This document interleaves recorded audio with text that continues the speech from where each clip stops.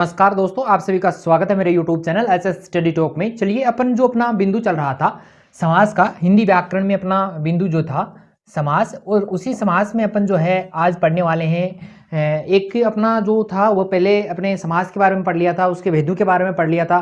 फिर अपन जो है एक एक भेद को लेके चल रहे थे, बहुत डिटेल से अपन जो है इसको देख रहे थे। तो सबसे पहला जो हमारा समास था जिसका नाम था अव्ययभाव समास, उसकी बात भी अपन कर चुके हैं। तो अपना नेक्स्ट जो रहेगा नंबर 2 पे वो रहेगा तत्पुरुष समास। कौन सा रहेगा? तत्पुरुष समास। देखिए तत्पुरुष समास जो है किसे कहते हैं, मैंने आपको पहले भी बताया है कि जिस समास का दूसरा पद यानी उत्तर पद प्रधान हो, जिस समास का दूसरा पद या उत्तर पद प्रधान हो और बीच में क्या हो, विभक्तियों का लोप हो। किनका? विभक्तियों का लोप हो। बीच में क्या होना चाहिए? विभक्तियों का लोप। लोप का मतलब होता है गायब होना। विभक्तियों का अर्थ यहां पर आप लिख सकते हो कारक चिन्ह। किसका लिख सकते हो? कारक चिन्ह। विभक्तियों का देखो, चिन्ह को शुद्ध रूप में आपको लिखना आना चाहिए। कुछ मैंने देखा है, कुछ स्टूडेंट्स जो है वो ऐसे लिखते हैं, चिन्ह ऐसे लिखते हैं, जो कि गलत है, सरासर क्या है, गलत है। तो इसको आपको माइंड में लाना ही नहीं है। कारक चिन्ह को क्या कहते हैं? विभक्तियां भी कहते हैं। संस्कृत में आपने पढ़ा होगा, प्रथमा विभक्ति, द्वितीय, तृतीय, चतुर्थी ऐसे चलती है। यहां पर अपने चलते हैं कारक चिन्ह। कारक चिन्ह क्या होते हैं, यानी कारक आपने पढ़े होंगे, बचपन में पढ़े होंगे। देखिए कारक के जो भेद हैं, कारक के भेदों की संख्या होती है 8। कारक के कितने होते हैं? 8 होते हैं। और उन 8 में से अपन जो तत्पुरुष में पढ़ने वाले हैं, तत्पुरुष समास में अपन जिनकी बात करेंगे वो करेंगे अपने 6 भेदों की। चलिए मैं एक एक का नाम यहां पर सबसे पहले नोट करवा देता हूं। सबसे पहले आपने पढ़ा होगा कारक में कर्ता कारक। कौन सा कारक होता है? कर्ता कारक। लेकिन यहां पर जो अपना तत्पुरुष समास है इसमें तो कर्ता कारक काम में नहीं आता, और दूसरा अपना जो है यहां पर संबोधन कारक जो है, ये 2 कारक अपने इसमें काम में नहीं आएंगे, यानी बचे कितने? 6। तो यहां पर अगर तत्पुरुष समास के भेदों की बात की जाए तो भेद रहेंगे अपने 6। ठीक है। कारक चिन्ह के आधार पे, कारक चिन्ह या विभक्ति चिन्ह जो रहेंगे उसके आधार पे जो है वो अपन तत्पुरुष समास के भेद कितने करेंगे? 6 भेद करेंगे। ठीक है, समझ में आई इतनी बात? देखिए तत्पुरुष समास का मैं एक उदाहरण आपको यहां पर दूंगा। सबसे पहले देखिए मैंने यहां पर लिखा विद्यालय। क्या लिखा?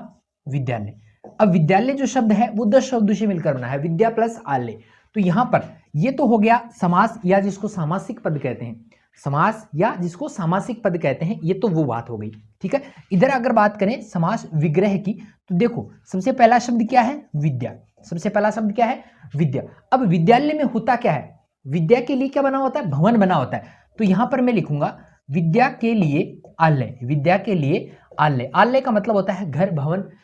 घर भवन जिसको कहते हैं, है ना, उसको क्या कहा जाता है? आलय कहा जाता है। ठीक है, उसे क्या कहते हैं? आलय कहते हैं। तो यहां पर मैंने यहां पर के लिए को काम में लिया है। किसको काम में लिया है? के लिए को। तो के लिए जो है वो क्या है कि कारक चिन्ह है। के लिए क्या है? यहां पर एक कारक चिन्ह है, यानी जिसको अपन क्या कहते हैं? विभक्ति भी कहते हैं। ये समास विग्रह यहां पर जो था, इसको जैसे ही अपन ने सामासिक पद बनाया, जैसे ही इसका समास किया, समास करते ही यहां पर जो विभक्ति चिन्ह थे उनका क्या हो जाता है? लोप हो जाता है। लोप का मतलब गायब हो जाते हैं। इन दोनों को मिला दिया, और मिलते ही ये जो बीच में विभक्ति चिन्ह था वो क्या हो गया? गायब हो गया। ठीक है, उसका लोप हो गया। इतनी बात समझ में आई? चलिए आगे चलते हैं, मैं इसको थोड़ा सा रफ कर देता हूं, मिटा देता हूं। देखिए अपन बात कर रहे थे तत्पुरुष समास की। तत्पुरुष समास में मैंने कारकों की बात की थी। पहला जो मैं यहां पर लिखूंगा वो लिखूंगा कर्म कारक। कौन सा लिखूंगा? कर्म कारक। कारक न लिखकर मैं सीधा ही लिख देता हूं। देखिए यहां पे कर्म तत्पुरुष लिख देता हूं। कर्म तत्पुरुष। सबसे पहले मैं इनकी सारणी बनवाऊंगा आपसे। सबसे पहले जो एक एक को लिखवाऊंगा, उसके बाद में इनको जो है एक एक को समझाने का प्रयास में करूंगा। देखिए पहला अपना जो रहेगा वो रहेगा कर्म तत्पुरुष। दूसरा है अपने करण। कौन सा है? करण तत्पुरुष। थर्ड की मैं बात करूं, कर्ता ने कर्म को करण से संप्रदान। तीसरा कौन सा है? संप्रदान तत्पुरुष। करें तो वो होगा अपादान तत्पुरुष। ठीक है, अपादान तत्पुरुष। इसके अलावा मैं बात करूं, अपादान के अलावा अपना जो रहेगा वो रहेगा संबंध। कौन सा रहेगा? संबंध तत्पुरुष। संबंध के बाद में अपना लास्ट जो रहता है वो है अधिकरण। कौन सा रहेगा? अधिकरण तत्पुरुष। तो यहां पर अगर बात करें तो ये 6 अपने तत्पुरुष समास के जो हैं वो भेद माने गए हैं। और इन 6 में भी देखिए अलग अलग इनके कारक चिन्ह हैं और उन कारक चिन्हों को अपने को याद होना बहुत जरूरी है। अगर कारक चिन्ह आपको याद है तो कारक चिन्हों के आधार पे अपन जो है इसके पहचान कर सकते हैं। देखिए मैं पहले बात करूं कर्म तत्पुरुष की, इसके देखो मैं इधर लिख देता हूं कारक चिन्ह या विभक्ति चिन्ह जिनको अपन कहते हैं वो मैं यहाँ पर लिख देता हूं। कर्म तत्पुरुष देखो कर्ता ने, कर्ता का क्या आता है ने आता है, वैसे ही यहाँ पे कर्म क्या आएगा कर्म को, फिर आएगा करण, करण आएगा से, यहाँ पर ये जो रहेगा वो साधन के रूप में काम में आएगा। यहाँ पर कर्ण जो तत्पुरुष है उसमें साधन के लिए क्या काम में आएगा से, कर्ण से, और एक और आता है के द्वारा, एक और आता है के द्वारा, द्वारा भी आ सकता है और के द्वारा भी आ सकता है, दोनों ही इसमें शामिल है। ठीक है, आगे मैं बात करता हूं संप्रदान तत्पुरुष की, तो यहाँ पर संप्रदान के लिया आएगा देखो के लिए, यहाँ पर कारक चिन्ह क्या रहेगा के लिए रहेगा, जैसे विद्या के लिए आल्य। अपादान की बात करें, अपादान में आएगा से, विभक्ति चिन्ह के रूप में क्या आएगा से आएगा, और वो भी अलग होने के अर्थ में, किस अर्थ में आएगा अलग होने के अर्थ में, यानी कोई वस्तु अगर किसी से अलग हो रही है तो वहां पर कौन सा आएगा अपादान तत्पुरुष। आगे मैं बात करूं संबंध की, तो संबंध में आपको पता ही होगा संबंध कारक जो होता है उसमें का, की, के, रा री रे भी आता है, लेकिन रा री रे का जो यहाँ पर कोई सी भी प्रकार का कोई उदाहरण अपने जो है हिंदी में नहीं है, तो यहाँ पर रा री रे अपन काम में ही नहीं लेंगे, यहाँ पर होगा संबंध तत्पुरुष। अधिकरण की मैं अगर बात करूं तो यहाँ पर कारक चिन्ह के रूप में आएगा में और पर। तो यहाँ पर ये सारी चीजें आपको जो है जब आप समास विग्रह करते हैं तो ये सारी चीजें आपको उनमें देखने को मिलेंगी, और जैसे ही समास होता है समासिक पद अगर बनता है तो वहां पर इन चीजों का क्या हो जाता है लोप हो जाता है, यानी ये सारी की सारी चीजें जो है वो गायब हो जाती हैं। समझ में आया होगा, बहुत अच्छा है ये समझने के लिए, ये तरीका बहुत अच्छा है। अगर ये आपको याद है तो तत्पुरुष समास में आपको कहीं पर भी कोई भी दिक्कत नहीं होगी। चलिए ये सारी चीजें समझ में आएंगी। अब अपन एक एक को लेके चलते हैं, एक एक समास को लेके चलते हैं कि कर्म तत्पुरुष क्या होता है, कर्ण तत्पुरुष क्या होता है, संप्रदान क्या होता है, अपादान क्या होता है, संबंध और अधिकरण क्या होते हैं। इनके जो है मैं 10-12 आपको उदाहरण भी दूंगा, उनके हिसाब से अपने को समझ भी लेना है। तो चलिए मैं इसको मिटा देता हूं और अपना पहला जो रहेगा कर्म तत्पुरुष उसके बारे में बताते हैं। देखिए यहाँ पे अगर मैं बात करूं कर्म तत्पुरुष की, तो कर्म तत्पुरुष में अपने आता है को, विभक्ति चिन्ह के रूप में कारक चिन्ह के रूप में जो है वो अपने यहाँ पर काम में आएगा, क्या को काम में आएगा। तो को की उदाहरण यहाँ पर मैं बता देता हूँ आपको, यहाँ पर मैंने बहुत सारे लिख लिए हैं क्योंकि अपना टाइम वेस्ट नहीं हो, आपको भी वीडियो में जो है देखते देखते परेशानी हो जाती है, जब एक एक को लिखते हैं तब आपको लगता है कि यार जल्दी से जल्दी ये हो जाना चाहिए। देखिए यहाँ पे ग्रामगत, ग्रामगत सामासिक पद हैं, ये सारे के सारे जो है इधर वाले जो हैं जितने भी हैं इनको कहते हैं हम सामासिक पद। क्या कहते हैं सामासिक पद इनको कहते हैं, समास इनको कहते हैं, समस्त पद इनको कहते हैं, ये सारे के सारे ये रहेंगे। चलिए इनका विग्रह अपन करते हैं, समास विग्रह अपन करते हैं।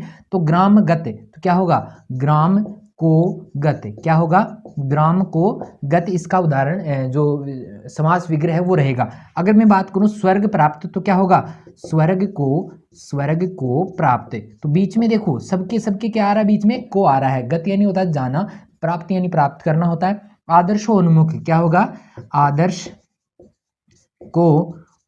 को उन्मुख, क्या होगा आदर्श को उन्मुख हो जाएगा। ग्रहागत का क्या होगा ग्रह को आगत, आगत यानी आया हुआ, ग्रह को आगत, आगत का मतलब होता है आया हुआ। देखिए सब में क्या आ रहा है बीच में क्या आ रहा है को आ रहा है, को क्या है इसका कारक चिन्ह है, इसको मैं लिख देता हूं यहाँ पे कारक चिन्ह, जिसको अपन विभक्ति चिन्ह के नाम से भी जानते हैं, कारक चिन्ह या विभक्ति चिन्ह। ठीक है, अगला है चिड़ी मार। देखो इस प्रकार के उदाहरण आजकल ज्यादा आने लगे हैं, तो यहाँ पर आपको क्या लिखना है चिड़ी को मारने वाला या चिड़िया को मारने वाला भी अपन कह सकते हैं, चिड़ी को मारने वाला भी अपन कह सकते हैं। यहाँ पर बीच में क्या आया है को आया है और ये वाला वगैरह जुड़ता ही है। ठीक है, तो यहाँ पर इस प्रकार का उदाहरण जब आए तब आपको ये ध्यान में रखना है कि यहाँ पर क्या लिखना है। यश प्राप्ति, यश प्राप्ति क्या आएगा यश को प्राप्त, क्या आएगा यश को प्राप्त, क्या आएगा यश को प्राप्त। आगे मैं बात करूं जेब कतरा, देखो जेब कतरे का क्या होगा, जेब कतरा कहते किसे है भाई, जेब कतरा होता कौन है जेब को कतरने वाला, तो यहाँ पे लिखेंगे जेब को कतरने वाला, क्या लिखेंगे जेब को कतरने वाला। ठीक है, चलिए अगले बात करें मनोहर। मनोहर किसे कहते हैं मन का हरण करने वाला, मन को हरण करने वाला। ठीक है, मन को हरण करने वाला क्या कहलाता है मनोहर कहलाता है। उसी प्रकार अगर मैं बात करूं शरणागत की, तो शरणागत में देखिए शरण को शरण को आगत, शरण को आगत, आगत का मतलब होता है आया हुआ, आगत का मतलब क्या होता है आया हुआ, शरण को आया हुआ। सुख प्राप्त की अगर मैं बात करूं तो यहाँ पर होगा सुख को प्राप्त, सुख को प्राप्त को किसे कहते हैं, सुख प्राप्त को क्या कहा जाएगा, सुख को प्राप्त। अगर मैं बात करूं रोगातुर की तो रोग को आतुर, रोग को आतुर को क्या कहा जाएगा, रोगातुर कहा जाएगा। अगर मैं बात करूं जातिगत की तो यहाँ पर देखिए जाति को आगत, जाति को आगत को क्या कहा जाएगा, जातिगत। देखो सब में क्या आ रहा है, को आ रहा है, सब में क्या आ रहा है, को कारक चिन्ह आ रहा है। देखिए ये शब्द जब आपके सामने होते हैं तो इन शब्दों को देखकर ही आपको अंदाजा इस बात का लगा लेना चाहिए कि यहाँ पर जो है इसके बीच में क्या आएगा। ये चीजें अपने उदाहरण में वैसे तुरंत ही समझ में आ जाती हैं, किसी भी प्रकार का उदाहरण हो, जब आपको ये पता है कि कर्म तत्पुरुष में को कारक चिन्ह का प्रयोग होता है तो ये सारी चीजें अपने आप ही अपने समझ में आ जाती हैं। ठीक है, क्लियर हो गया होगा। चलिए मैं इसको मिटा देता हूं, अगर कोई उतारना चाहता है तो आप स्क्रीनशॉट भी इसका ले सकते हैं, क्योंकि अपना यूट्यूब पे चलता है। ऐप में अगर किसी प्रकार के जैसे वीडियो चलते हैं तो उनमें स्क्रीनशॉट नहीं ले सकते, अपने यहाँ ये फुल सुविधा है, यूट्यूब पे ये बढ़िया सुविधा है, तो यहाँ पर आप इनका स्क्रीनशॉट भी ले सकते हैं। ठीक है, उदाहरण आपके सामने है, इनके विग्रह भी आपके सामने है, तो आप इनको देख लेना। ठीक है, चलिए मिटा देता हूँ मैं इनको। देखिए आगे अगला अपना जो रहेगा वो रहेगा कर्ण तत्पुरुष। अगला कौन सा है, कर्ण तत्पुरुष है। कर्ण तत्पुरुष के बारे में मैंने पहले भी बताया है कि इसका जो कारक चिन्ह रहेगा वो रहेगा से या के द्वारा। यहाँ पर उदाहरणों की मैं अगर बात करूं तो यहाँ पर पहला उदाहरण अपना रहेगा गुण युक्त, गुण युक्त, युक्त यानी गुणों का सम्मिलित होना, तो यहाँ पर क्या होगा, गुण से युक्त, गुण से युक्त क्या हो जाएगा, गुण से युक्त। अगर मैं अगला बात करूं तो रत्न जड़ित, रत्न जड़ित किसे कहते हैं, रत्न जड़ित, रत्न या रत्नों से जड़ित। देखिए यहाँ पर रत्न भी कर सकते हैं, रत्न भी कर सकते हैं, दोनों ही सही रहेंगे। देखो कई बार आभूषणों में एक रत्न भी जड़ा हुआ होता है तो वहां पर रत्न जड़ित ही कहते हैं, और बहुत सारे रत्न भी जड़े हुए हो सकते हैं, तब भी आप वहां पर क्या कहते हैं, रत्न जड़ित। तो दोनों ही कंडीशन में अपना सही है, चाहे रत्न जड़ित कह दो चाहे रत्नों से जड़ित कह दो। से का मतलब साधन के रूप में काम में आ रहा है। ठीक है, भाव अभावग्रस्त, तो क्या होगा, अभाव से ग्रस्त, अभाव से ग्रस्त, ग्रस्त यानी ग्रसित होना, ग्रस्त, अभाव ग्रस्त। मुँह मांगा, तो मुँह से मांगा हुआ, मुँह से मांगा हुआ। ठीक है, अगला रहेगा जलावर्त, जलावर्त, आवृत यानी ढका हुआ, तो जल से आवृत, जल से आवृत, जल से आवृत क्या हो जाएगा, जलावर्त हो जाएगा। अगर मैं अगले बात करूं, अगला जो अपना रहेगा दयाद्र, तो यह होगा दया से आर्द्र, क्या रहेगा, दया से आर्द्र। आवर्त यानी होता है ढका हुआ, देखिए जलावर्त, जल से आवृत, आवृत यानी ढका हुआ, दयाद्र, दया से आर्द्र, सब में क्या आ रहा है, से आ रहा है। ठीक है, चलिए अगला देखिए दोषपूर्ण, तो क्या होगा, दोष से पूर्ण, तो यहाँ पर भी क्या आ रहा है, से आ रहा है। देखिए अगला जो रहेगा पवन चक्की, तो यहाँ पर थोड़ा सा आपको कंफ्यूज कर सकता है अगला, तो पवन से चलने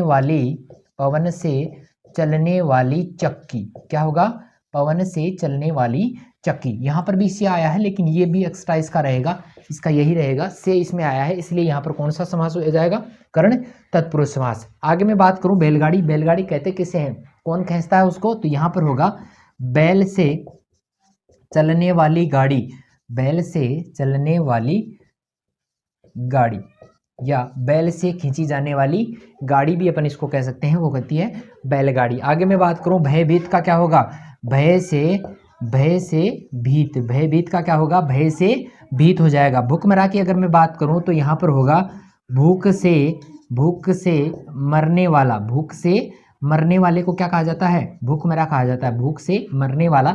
रस सिक्त की अगर मैं बात करूं तो यहाँ पर होगा रस से सिक्त, रस से सिक्त, सिक्त का मतलब होता है भरा हुआ, सिक्त का मतलब क्या होता है, भरा हुआ, रस भरा भी हो सकता है, तो यहाँ पर क्या होगा, रस से सिक्त, तो सब में क्या आ रहा है, से आ रहा है। इसका मतलब हमारे यहाँ कौन सा हो गया, कर्ण तत्पुरुष, सब में साधन के रूप में काम में आ रहा है। देखो यहाँ पर भूख साधन के रूप में, यहाँ पर भय साधन के रूप में, यहाँ पर बैल साधन के रूप में, पवन यहाँ पर साधन के रूप में है, यहाँ पर दोष साधन के रूप में, दया यहाँ पर साधन के रूप में, तो ये सारे के सारे साधन के रूप में काम में आ रहे हैं, इसलिए यहाँ पर कौन सा हो गया, साधन के रूप में जब भी काम में आए तो वहां पर कौन सा होगा, कर्ण तत्पुरुष होगा। ये आपको याद रखना है। आगे मैं बात करूं रेखांकित, तो क्या होगा इसका, रेखा से अंकित, क्या हो जाएगा, रेखा से अंकित का रेखांकित हो जाएगा। ठीक है, समझ में आया होगा।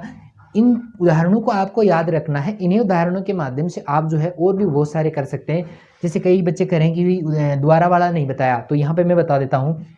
जैसे मैं लिखूं तुलसी कृत, क्या लिखूं? तुलसी कृत, तो यहाँ पर हो जाएगा तुलसी द्वारा, तुलसी द्वारा कृत, तुलसी द्वारा कृत, क्या हो जाएगा? तुलसी द्वारा कृत। और अगर देखो कई बार आता है जैसे रेल यात्रा, रेल यात्रा, देखिए मैं यहाँ पर लिख देता हूँ इसको, रेल यात्रा, इसका क्या हो जाएगा? रेल द्वारा, रेल द्वारा यात्रा, क्या हो जाएगा? रेल द्वारा यात्रा। तो ये द्वारा भी जो है साधन के रूप में काम में आता है। द्वारे के भी मैंने दो एक उदाहरण बता दिए हैं आपके, फिर भी कुछ समझ में नहीं आए तो आप कमेंट जरूर करें, ठीक है। चलिए आगे मैं बात करता हूँ। इसको मैं आप स्क्रीनशॉट लेना चाहें तो ले सकते हैं, बाकी मैं इसको जो है यहाँ पे रफ कर रहा हूँ, ठीक है, मिटा देता हूँ। चलिए अगले की बात अपन इसके बाद में करते हैं। देखिए यहाँ पे आगे अगर हम बात करें तो 3 नंबर पे हमारा रहेगा संप्रदान तत्पुरुष। तो संप्रदान तत्पुरुष में जो कारक चिन्ह आता है वो आता है के लिए। संप्रदान जो तत्पुरुष है उसमें कारक चिन्ह आता है के लिए। यहाँ पर मैं बात करूँ कर्णफूल, उदाहरण देखिए कर्णफूल, कर्णफूल कान में लगा हुआ फूल होता है, तो यहाँ पर होगा कर्ण, कर्ण यानी कान के लिए फूल, कर्ण कान के लिए फूल जो रहेगा उसको क्या कहा जाएगा? कर्णफूल कहा जाएगा। अगर मैं बात करूँ आगे गुरु दक्षिणा की, तो गुरु दक्षिणा किसे कहते हैं?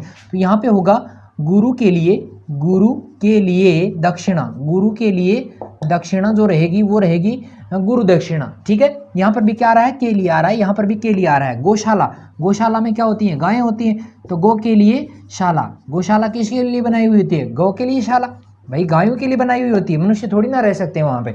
अगर मैं बात करूँ रसोई घर, तो रसोई घर, रसोई घर में देखिए किसके लिए बनी हुई होती है? रसोई के लिए घर, रसोई किसे कहते हैं? भोजन को कहते हैं। रसोई के लिए घर, रसोई के लिए घर, रसोई किसके लिए बनी होती है? भोजन के लिए बनी हुई होती है, और भोजन के लिए बनी हुई होती है, तो यहाँ पर घर लिख दिया, ठीक है। गुड़साल की अगर बात करें, गुड़साल किसे कहते हैं? घोड़ों की शाला को, तो यहाँ पे होगा गुड़ नहीं होगा, यहाँ पर क्या होगा? घोड़ों के लिए, घोड़ों के लिए शाल, घोड़ों के लिए शाल, शाल यहाँ पर भवन है जहाँ पर घोड़े वगैरह रहते हैं, है ना। देखिए मच्छरदानी, मच्छरदानी क्या होती है? देखो मच्छर, मच्छर, मच्छर रोकने के लिए दानी, मच्छर रोकने के लिए दानी, मच्छर रोकने के लिए दानी, मच्छरों को रोकने के लिए होती है मच्छरदानी। देखी होगी आपने, गर्मियों के दिनों में मच्छर बहुत काटते हैं, तो उनसे बचने के लिए आप किसको काम में लेते हो? मच्छरदानी को काम में लेते हो। तो मच्छर रोकने के लिए दानी होती है, मच्छर पकड़ने के लिए, पकड़ थोड़ी ना जाते हैं मच्छर उससे, ठीक है। आगे बात करें चूहेदानी की, तो चूहेदानी क्या होती है भाई? चूहेदानी में क्या करते हैं?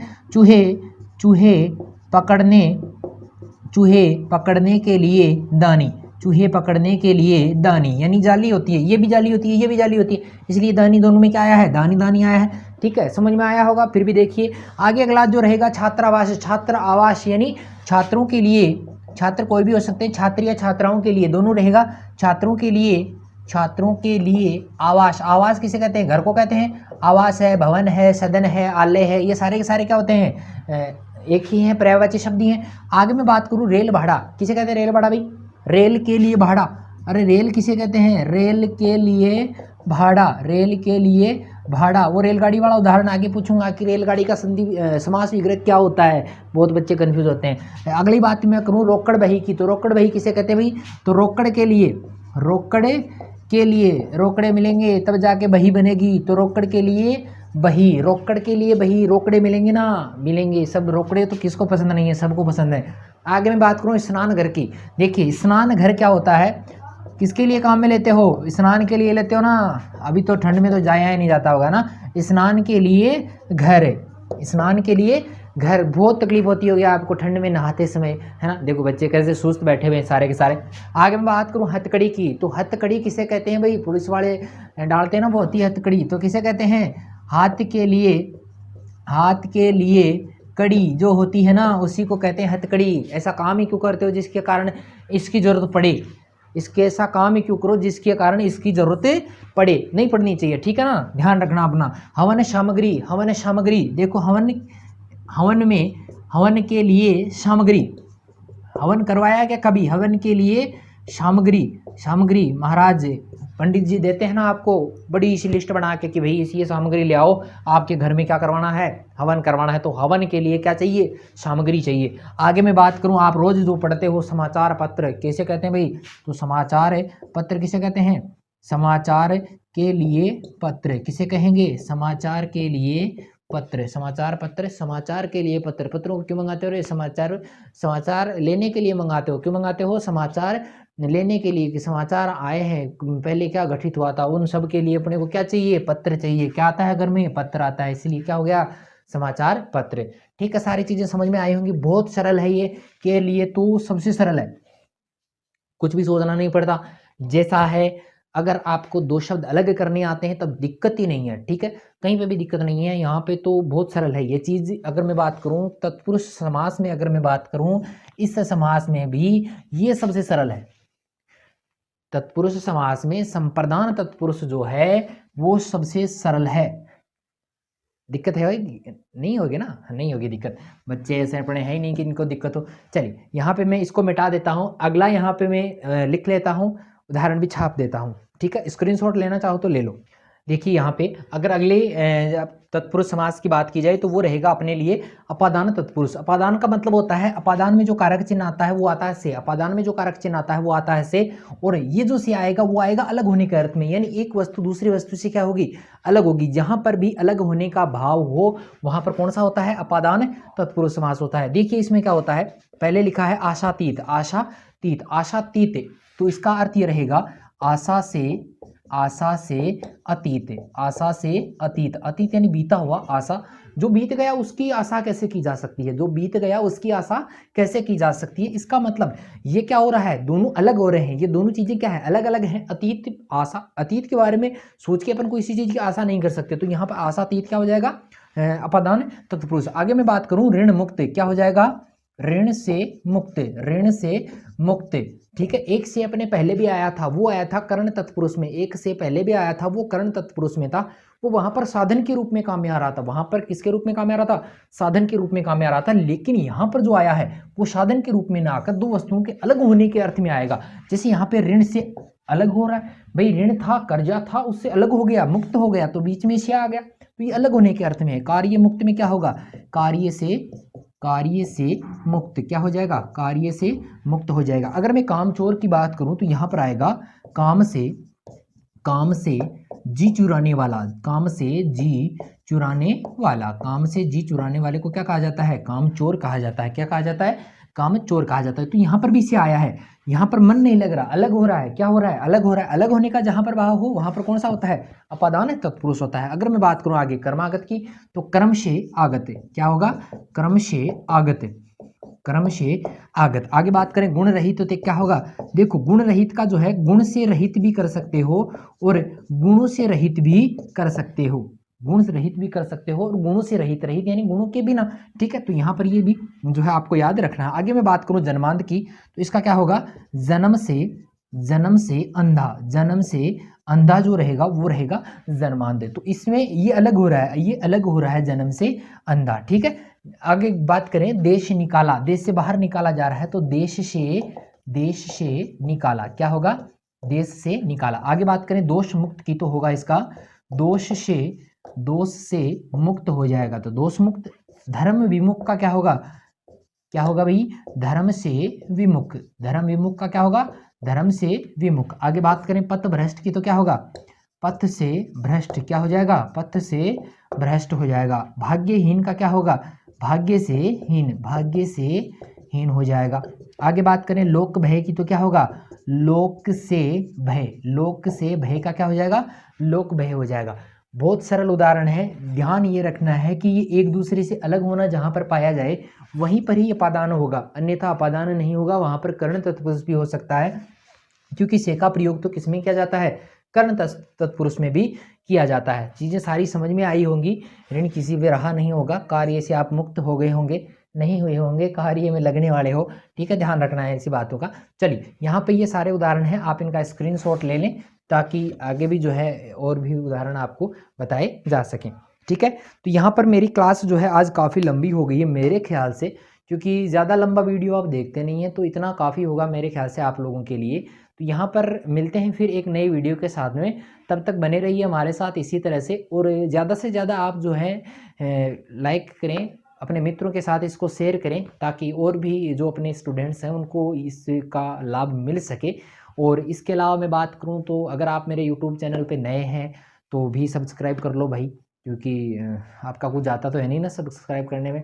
और वॉच टाइम निकालने के लिए आपको मैंने बोला भी है पहले भी कि ज़्यादा से ज़्यादा वीडियो को देखें, चाहे आप उसको देख भी नहीं रहे तब भी आपको उसको चला दें ताकि अपना भी कुछ भला हो सके। ठीक है, तो मिलते हैं एक नई वीडियो के साथ में, तब तक के लिए जय हिंद जय भारत।